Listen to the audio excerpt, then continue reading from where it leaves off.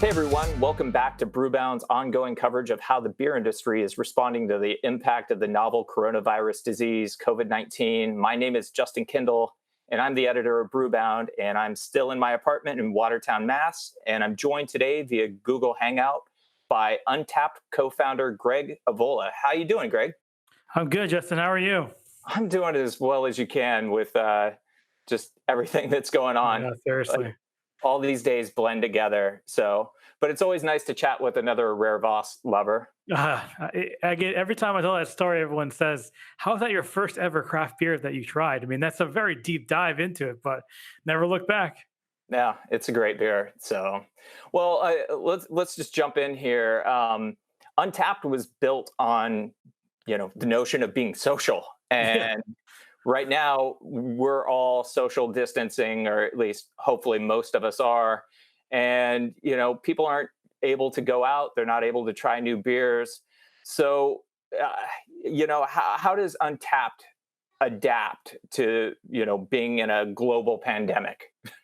yeah. I mean, it's definitely something you don't plan for. I tell you, 10 years ago when I came up with the idea here, is I wasn't thinking about this, that's for sure. So, ultimately, the app as a whole is like geared toward people coming together to share a beer with each other. But unfortunately, can't do that. So, we've tried to do a lot of different things to kind of combat that, including adding things in the app like Untappd At Home, which allows people to kind of tag themselves in a global venue so they can kind of get together virtually. But we've definitely seen a lot of people use delivery services to get their beer because that's a new way for a lot of breweries to get their content and product to people. But ultimately, we're just seeing a lot of people actually stay home. I mean, we're lucky to have a big data set of people checking in from time to time. And we're seeing a lot less check-ins with locations over a larger period of time because this pandemic was announced. So we're obviously seeing that that's working for people and they're actually staying home. My favorite stat to look at is on a Friday or Saturday night, what venues are trending on Untappd from a global perspective.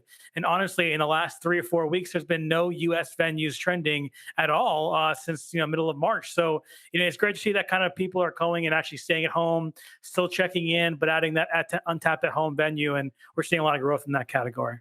Are you guys still getting a lot of users using the platform, or has there been a drop off since this set in? I mean, I think with any type of application that relies on social stuff, you will see a little bit of a decline. But I think for the most part, people are using the app to find beer now in terms of where it's being delivered, or they can pick up beer, more than they would have been in the past, because the primary use case of Untappd is to check in and rate your beers. So they're trying to use it as a tool to be able to discover content, discover beers out there. And that's what we see a lot more gains are in terms of usage within the platform. I guess as far you talked about the data set that you're able to get through this, what are some of the key findings that you're taking away, other than a lot more check-ins from home? Yeah, I mean, that's the biggest one. Obviously, we track both check-ins to both locations that are both considered public or non-public. So, for example, a public venue would be a bar or a restaurant or a brewery, and non-public venues would be things like home venues people create, or things that are not retail driven. Obviously, there's been a complete inverse of that data set, where we see a lot more check-in data coming through with a location that's public, to now have the inverse of that, where non-public venues are actually coming through a lot there. So, like I said earlier, it's interesting to see just a data set of venues just not trending as much as they were anymore. Like, for example, I'm about 45 minutes south of Treehouse. That venue trends pretty much every single day, all the time. And now it's just an online sale or operation. Not a lot of people checking in at the location, but a lot of Treehouse is still being checked into just at home from that perspective. That's good to see. In states where there isn't a stay-at-home order, are you still seeing check-ins for venues? Yeah, we're actually not. I mean, which is crazy to see. Even when these states that are not have the stay-at-home ordinance by the governor, they're still seeing these states people at home and check in at home, which is great to see that people are, even without an official ordinance from their government, they're still trying to social distance each other and stay at home. So we're still seeing those values down from that perspective from public locations. Otherwise, you'd see those venues trend on Friday or Saturday nights at these bars and restaurants. So it's good to see everyone's kind of sticking together and getting through this social distancing. What do you think the long-term implications are here for your platform? Because I think there's a lot of talk about what happens once the on-premise finally does come back and what Right. that looks like.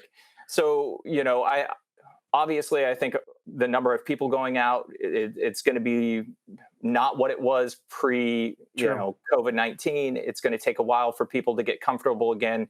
It's going to take, for a lot of people, it's going to take a vaccine to feel comfortable to even Right. go out. You're in the social business, what do you think it looks like once we come out of this? I still think, like you know that on the head here. Say for example, the everything opens up, June 1st or whatever the situation be. It doesn't mean that automatically everybody leaves their house and goes to a bar restaurant. I'm sure people have been cooped up for so long they want to, but the fear is still there that's out there. And you brought up a good point about the vaccine. So in terms of Untappd's perspective, we're going to still iterate on this platform and still make it, use COVID to our advantage, which is kind of weird to say in that avenue, to build in features and be able to adapt to user behavior of changing. We have a feature in the app called purchase location. People can tag where they bought that beer from. And we've seen an increase in those values being used now within this COVID-19 situation. So, I still think the future is pretty bright. I mean, I'm an optimist here. I think that we'll get back to where we used to be in terms of not just Untappd, but also the rest of the world when it comes to, grabbing a beer at a pint. I'm sure I'm not the only one that is looking forward to that day where grabbing a beer at a bar. But, until then, it's just best to stay socially distant and try to use the app in a way where it's responsible. And that's the cool thing about what we do is that we're virtual in a sense where we've launched a lot of different platforms to encourage virtualness in our platform, like Untappd TV, which we've announced last week, where we have virtual happy hours. We have a Saturday session. We had it with Sam from Dogfish Head last week, and it's been a lot of fun to kind of be a part of this kind of new age media in this kind of world today. And you've also launched Greg's List, which is a searchable list of breweries, bars, taprooms, and restaurants where consumers can go locally to buy beer to go, do curbside pickup, purchase gift cards. Mhm. How's that working out? What's the response been like to that so far? It's been really, really positive. We built it in literally 24 hours. That's why we basically have Greg's List became the name of the actual product. We are focused more on getting it out there to users, but it's been incredibly positive. We have over 13,000 venues in the system itself that have put in their information in there. A lot of them are verified venues. So they want to use that obviously to help promote as well. But our goal with that list is to give the opportunity for the industry to broadcast what they're doing and how they're able to do it. So it's hard to do it on every single platform as a whole, but because we are beer centric, we figured it was a great opportunity to leverage our data set to do something meaningful in this industry. So it's been very positive. A lot of breweries have responded very positively to it. I know in Connecticut, for example, recently just lifted the delivery ban for breweries. States probably are doing the same, where breweries now deliver to doorstep for their great breweries and independent breweries up and running, because if you don't sell food or anything else, that's your main source of income from a taproom perspective. So it's good to see that we're able to showcase some of those breweries there and be able to provide that service to them. Have you been able to pull any data off of that feature so far? We've been able to see a lot of click-throughs on what item people are clicking the most on. We see a lot of people actually doing proposed edits, which is great to see. So obviously we started this data set with an empty slate, and we asked our users and community to help us build this list. And we were able to get to almost 13,000 venues in the course of a couple of weeks, which is pretty amazing to have that kind of growth and that power in the community. But people are also flocking to delivery right now, because I think when we first launched it earlier, people were still kind of not 100% shut down. There wasn't statewide ordinances shut down as well. So there were still some curbside, pickup things going on. But now we see a lot more traffic going to the delivery features for these things as states become open about the delivery of beer to people's doorsteps. So that's probably the interesting stat that we've seen about that increase in delivery options for breweries and other places. What other innovations are you working on that you might be able to talk about that are I guess, ways that you guys are trying to connect your users to breweries still? Yeah, I mean, Untappd TV is our newest ones I mentioned earlier that we released last week. We're really trying to put more and more content on there. The idea started out very simple as a way for us to engage with the community with virtual happy hours and kind of toasting each other, answering questions, just coming together as one. We know that it's very tough these days to kind of enjoy beer, when you're stuck up inside. So we want to give an opportunity for everybody to get involved, and that kind of evolved into things like Sessionable Saturdays, which are an industry segment that we kind of help other breweries kind of ask questions on what they're doing within COVID-19 and give some tips and things people can do to help provide better content for their breweries itself. We want to build on that platform. Obviously, we have now two good shows there that we're working on and building more and more to engage the community, engage this industry very well. So, and the Untappd At Home as well is very successful. I think we're close to about 2.5 million check-ins in the course of like 3 weeks, which is pretty insane. I think close to 600,000 users have used that feature, which is amazing to see. The funny part about all this is that we've always allowed people to add their own home venue to Untappd, but it's kind of a complicated process of going through our location provider Foursquare to do that. So it makes it really easy for them to do it, and it's really going to be really powerful in that community, because not only can you tag your own as well, but you can tap in and see all the events that we're having on Untappd TV in there, all the virtual ones joined right from the app to be able to see those, and also see what your people around the world are drinking all in one spot. So it's really cool to kind of put all that together from a social perspective. It sounds like you've implemented some things that are probably going to stick around. This, COVID-19 has sort of pushed you in some directions that you may Yeah. not have been, comfortable going into yet, and you've just had to adapt on the fly in order to, stay, I guess, relevant in users' minds. Yeah, absolutely. I mean, I think whenever you talk about things developed in a crisis, I mean, there were plenty of tech companies that were, built in 2008 when we had the financial crisis there that are surviving today. And I think what we're trying to build is viable products on our platform that not only help during COVID, but also help us post COVID as well. So, we have no plans to shut down Untappd TV once COVID's gone. We think it's a platform that can help now and also help us down the road as well as we go to recovery on that product too. So I think the more interesting question to ask here, Justin, is really about what things are going to change in the brewing world now with COVID. For example, the new ordinance with the delivery from breweries to home, will that last post COVID? Because there are a lot of things that would change potentially. It only needs a little bit of a push, and unfortunately, COVID became our push from that avenue. So I wonder if this will be easier down the road for breweries to get their product out to people better because of these things that come up. Yeah, well, when you have 8,150 breweries and not all of them are able to go through three-tier, and then you take away their avenue to sell beer, Right. we've heard for years that the best way to open a brewery, or if I were going to open a brewery, it would be, direct to consumer, Right. taproom model. And Hmm. here, we've found the kryptonite of the taproom model, which is, you know, social distancing and Exactly. the shutdown of the on premise, which ask anybody in January and they probably couldn't have predicted this would happen. So No. Yeah. this becomes the can you put the toothpaste back in the tube type of moment, of we saw these laws change. People were selling curbside, people were delivering direct to consumers, people were delivering beer to consumers doors. The world didn't fall apart. I mean, the world is falling apart, but hopefully we can get back. But Right. the the whole system didn't collapse because a 1,000-barrel brewer was allowed to sell directly to a consumer. Agreed, 100%. Hopefully that maintains itself after COVID, because I think that could really change the industry and make it a more positive impact for everybody. Yeah. Well, we talk about these small breweries, and from these Brewers Association surveys we've seen, Mm. the statistics that they get back are absolutely troubling. Yeah. Like many don't think they can make it 4 weeks. Many don't think they can make it 3 months. Like it. To see this industry that has grown so big and to see how vulnerable it is right now is definitely heartbreaking. It is because a lot of small breweries, I mean, I don't think a lot of companies can survive with no capital for a longer period of time. It's just not something you have unless you're an Apple or, a huge company from that perspective. And to see all the hard work that brewers put into their product and all the hours they put in and then have this happen is totally heartbreaking for sure. So hopefully optimistic for the future. And I hope that these rules will help accelerate that startup recovery phase once COVID lifts. Well, like I was saying, there are very few businesses, even outside the beer industry, Yeah. who have been affected. And so I'm curious, your own business, Untappd is a small business, correct? Mhm.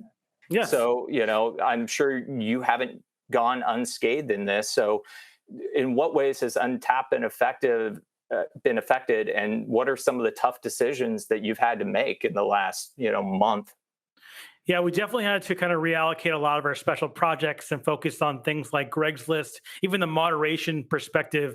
We typically kind of do that to our moderators on the platform, but we have our internal team doing moderation work because, ultimately everyone's closed. We can't really sell to locations for Untappd business platforms. So we've been thinking about innovative ways to be able to use our staff to be able to accelerate some of these projects like Untappd TV and the at home, Untappd At Home projects. So it's all about kind of juggling your resources and making right decisions about the future of what we're trying to do and working with our customers and make sure that they're taken care of. And Untappd is a very small business, like you mentioned, but we care about our employees and we care about obviously our customers too. So we want to make sure we do the right thing on both avenues there with as much as we can, with making sure that our product is good for everybody involved.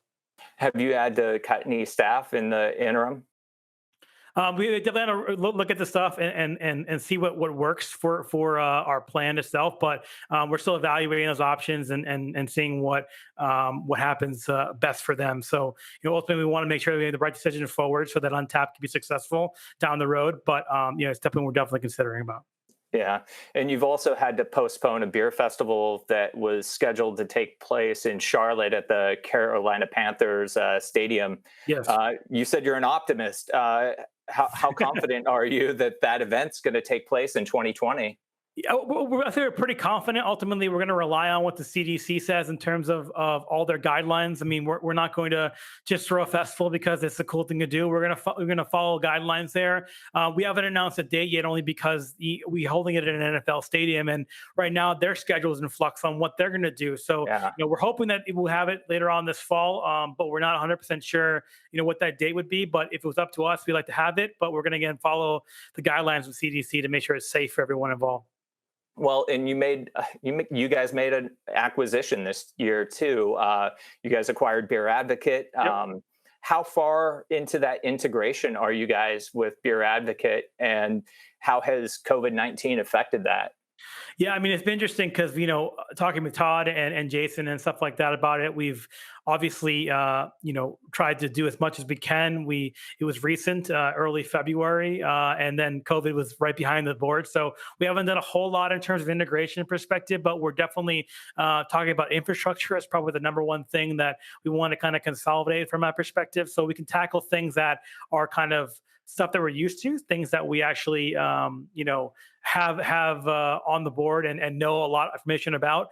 And as COVID-19 starts to lift a little bit, there are definitely more integration points that we want to have onto the Beer Advocate side and the Untappd side, so we can leverage both platforms. But like we said with the announcement there, we definitely want them to be completely separate communities. I think they have a ton of value separate, but together in terms of the power behind those two brands provide a lot of value for everyone else. So a lot of people are like, oh, you're going to merge all the forums into Untappd, and we don't want to do anything of that nature. We want to leverage the industry knowledge that Todd and Jason have to bring that to some of the things that we do as well, including the extreme beer festivals that they put on. They have a lot of knowledge in that area that we want to leverage when it comes to the Untappd festival too. So, and also hold extreme festivals as well. Yeah, that was one of the things that I sort of took away from the acquisition was you guys have been able to, perfect an app, and they haven't been able to do that thus far. And they've been able to put on events, and that's Mhm. something that you guys are definitely moving toward. You guys Right. made some hires in that regard, so Yes. it seems very complementary. Yeah, I mean, for us, I mean, it's weird to have a company that is so well established, like Beer Advocate, for being so long, to have a new guy like us come and acquire them. But I think for the most part, well, we know that together we're better than being separate, and I think that's kind of the big part of what drove that situation at home. They have a lot of knowledge on the festival front. They've been doing this for a very long time, well, 2 times longer than we have. We've only thrown one festival, and we hope they'll throw many more in the future, and their expertise will be valuable as we go down that road. Well, what else should I be asking about that maybe we didn't cover that we should be thinking about that you all have going on? I think for the most part, I think a lot of people have been asking me, so what can we do in terms of supporting local and your local breweries, local restaurants? And, we try to obviously surface that with Greg's List as an opportunity to find out where you can get stuff for it. But there's a lot of other relief funds out there that have been created. I know Sam Adams just announced one called the Restaurant Fund that is a pretty amazing thing to do.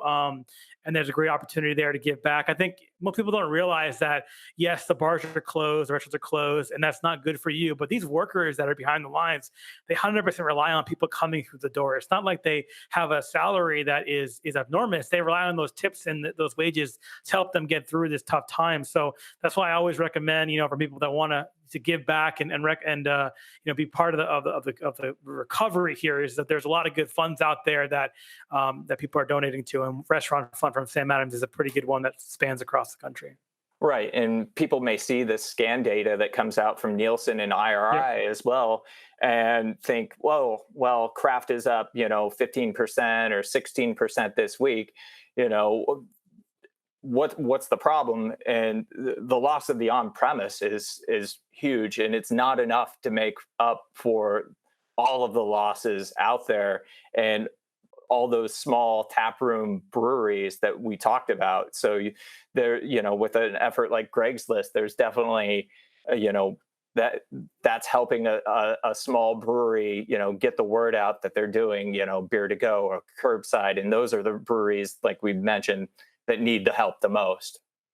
Absolutely. I think it's one of those things where, you go to your favorite tap room every weekend and grab a 6-pack. You just can't do that in this climate anymore, unless there's curbside or pickup services. But, doing whatever you can, support those local businesses. What we try to do with not only just, trying to do Greg's List, but we also built a software tool for them. So we want to make sure that what we're doing helps them when they're open, and also not when they're open, through these different platforms that we create. Right on. Well, thanks, Greg. I appreciate the time, man. No problem. My pleasure.